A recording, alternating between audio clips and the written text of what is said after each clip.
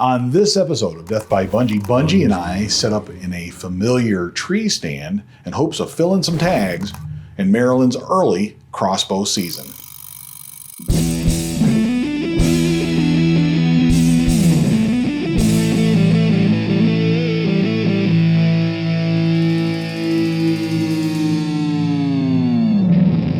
This is one of those hunting locations that's more in the agricultural setting. It's not really the suburban deer setting that Bunjie and I are familiar with in Maryland. Last year, you might remember that Bunjie and I hunted next to a soybean field. This year, that soybean field was all replaced with corn. They're growing corn there. That corn had already been cut. And our first evening, Bunjie and I set up in a corner stand. We're sitting there in that field, and I see that the guy who cut that corn did a pretty sloppy job and left a little pile of it right there in front of that tree stand. It's hard to find good help these days. But in all seriousness, in Maryland, you can bait for deer, and we do hunt over corn piles when I am there. I love to do that. That's how my guide sets up the properties. So we're hunting over this corn. There's evidence all over the ground that the deer are eating corn all the time in this location.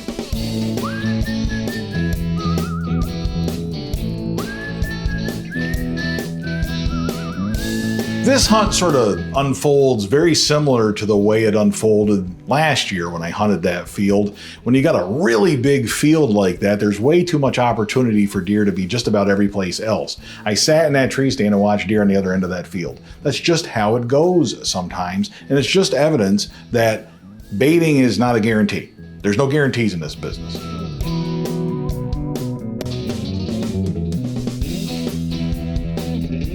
It was still a great evening. I sat in that tree stand, looked out across that cornfield, and I saw deer on the other side of it and joked on Facebook about how maybe I should take a 500-yard shot or something like that, and just had a great time. Deer did come out into that field, and at one point I was kind of thinking that they were coming my way. I was a little bit encouraged by the fact that they were still making their way around that field and thought we had a really good shot of having those deer make their way over to my location. But unfortunately, as the sun set, I realized it was just not to be.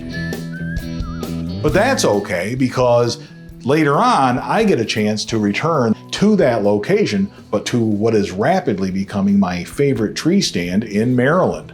It's set up in a clearing 100 yards, 200 yards or so from that big field. So I walk back into the woods and I set up into this tree stand where I have had success before. In fact, last year I shot not one, but 2 deer in that location in this tree stand set up over that corn pile. Set up in, I shot the first one, she died within 10 yards of the corn pile. And then a second one came in, I shot that deer as well. Died probably less than 20 yards from the first deer. Pretty good location, right? At one point, off to my left, I see some deer activity. I'm pretty excited. Nothing gets me more excited, I don't think, than sitting in a tree stand and seeing out in the distance through the trees, seeing legs moving, that anticipation of what's coming your way. And it was 3 fawns. They come in, they're looking at the corn, and it was really fun to sit and watch these fawns. And I ended up doing a live stream about this. I actually live streamed this on the YouTube channel so that I could share it with you while I was there in Maryland. But it was such a neat little experience to sit there and watch them. I think they were getting a little bit of a whiff of me. They could tell that I was in the area. One of them was looking up in a tree stand, could tell that there's something up there, this big blob up there in the tree that wasn't there last time they were there. Even with the spots, these fawns are young, but they are exhibiting the same traits of their mothers, the same traits that older does do, where they do the fake head bob and they're looking at you, sticking their nose up in the air, doing the little twist here and there. It was really neat to watch these fawns go through that same process. Now, they didn't bust out of there. They didn't bust me. They just eventually made their way out of there. Eventually, a couple of does come in, and I'm thinking, I'm going to get a shot here. But unfortunately, one of them will not make her way over to the corn pile. She just simply won't come into view, won't come into where I've got a good 20-yard shot or so. The other one makes her way to the corn pile, but she's pretty smart. You see what she does? She comes in straight at me. She lines up with me, and I can't take a shot from there. She's kind of got it figured out. I think from that location, she feels safe because she can see more of the surrounding area when she's pointed in that direction. She is lined up directly facing me, and I can't take that shot. Now, I've taken that shot one time before and been successful, head on with a deer. I have taken that shot once in the past and not been successful. And for that reason, I really don't like that shot. I'm not going to take that shot. Instead, I'm going to have to let her pass unless she gives me a broadside shot. She never does offer that broadside shot, and I have to let her walk. I'm not done with that tree stand, however. I know there are deer there, and I know that there are deer there that Bunjie and I would be proud to take home with us. So we returned to that clearing stand we set up one morning. Never had success in the mornings in Maryland.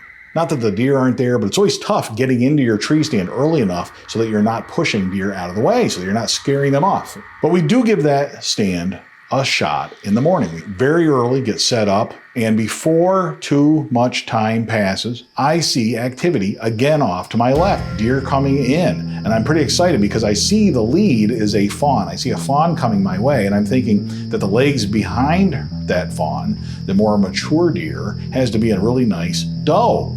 Pretty excited about that. But I'm kind of surprised to see that this fawn is accompanied by a spike buck. Now, I want to be clear. This is not a channel about shooting big bucks. I don't discriminate. I will shoot any legal deer. You know, that's the motto of Death by Bunjie. It's in the notes of every episode.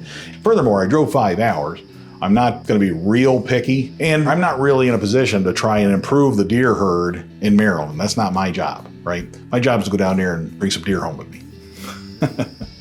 So I make my mind up immediately that if given a proper shot, a broadside shot, I'm going to shoot this spike buck. I am not going to say no to that. Legally, I can do it. I have the right credentials in Maryland. I actually have a bonus antlered tag. So later on in my trip, if a nice buck shows up, I can take a shot at him as well. But I am not going to pass on a spike buck. Unfortunately, he's setting up the same way that doe did. He is facing me, lining up to me. I can't get this shot. I can't do anything with this. Fortunately for me, the fawn is still there, and the fawn wants to access that corn pile too. The fawn wants some corn. So the fawn's getting in there and eventually pushes him off to the side a little bit and gets him to turn broadside for me perfectly.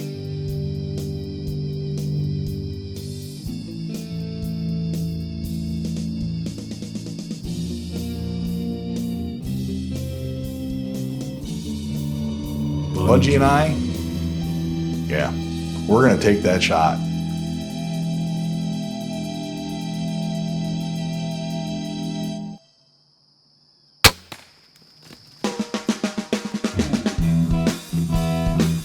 Now this buck does duck the string a little bit. The shot is a little bit higher than what I would like, but he takes off running, and I am pretty confident by the way that that shot went off, by watching the shot go, watching the arrow go, the luminot go through my scope. I feel pretty confident that it was a good fatal shot. He runs off. I'm listening patiently, got my ear out there waiting to hear, and I do believe that I hear him crash off in the distance. So I feel pretty confident that we've got another deer down. It is the early season. You don't want deer to sit too long. So we call the morning a little bit earlier than I would like, maybe. Climb down, gather up all the gear, and it's time to go track that deer. It's time for me to head out in the woods and find our buck.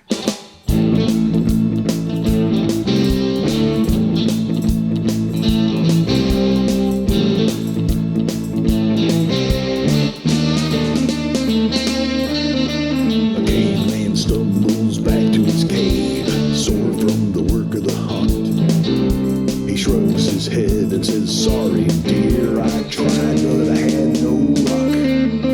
The cave lady tries to console him.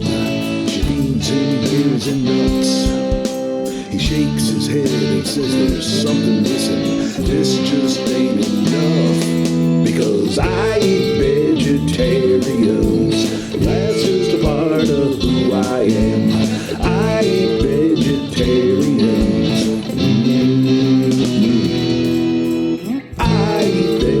Vegetarians. That's just a part of who I am.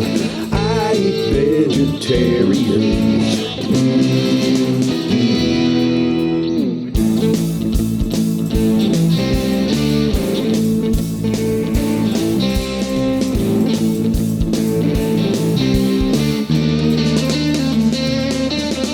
The very next day he returns to the campfire carrying a week's worth of meat.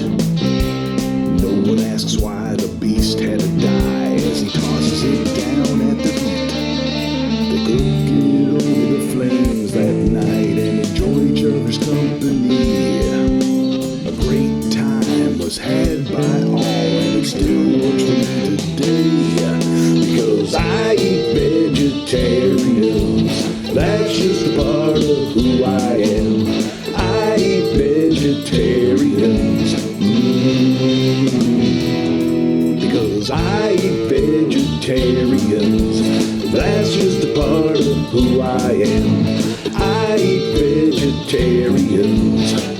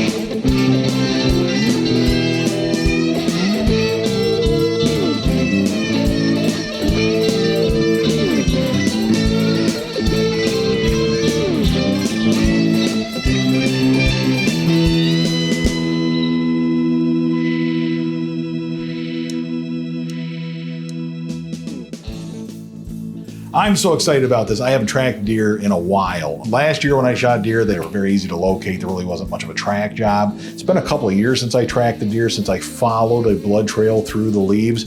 Pretty exciting, especially when you're in a different property and you have permission to go. Got permission from the guide to get down out of the tree stand and go look. Well, I'm very happy with this. It's been a little bit of a struggle here in Maryland.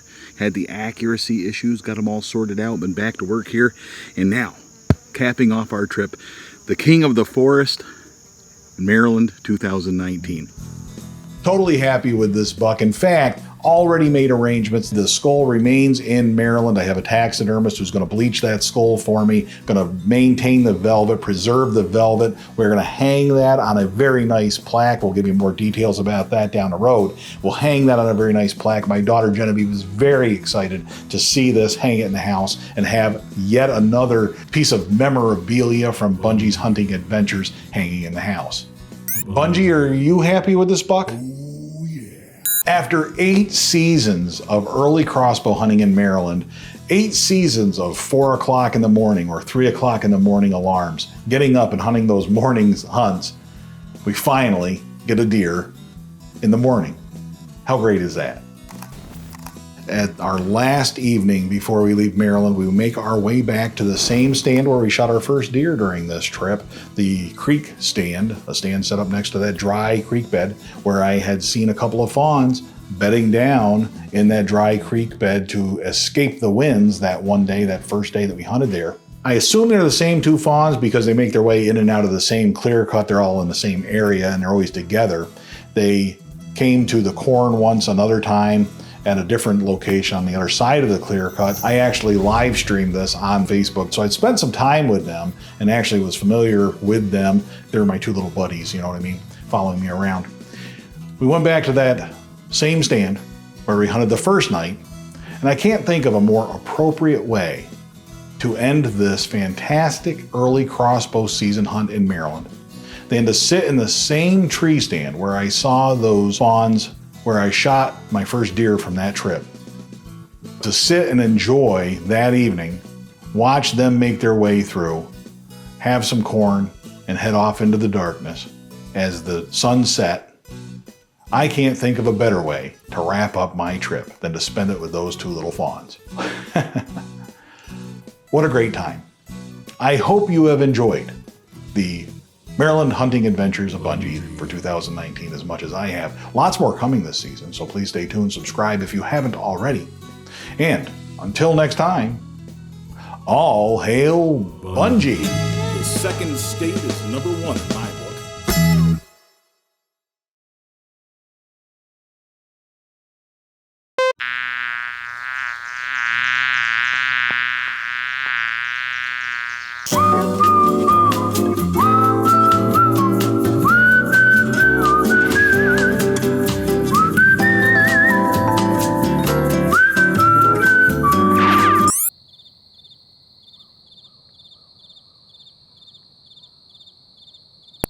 Now you may oh, we got to get a drink here, dude.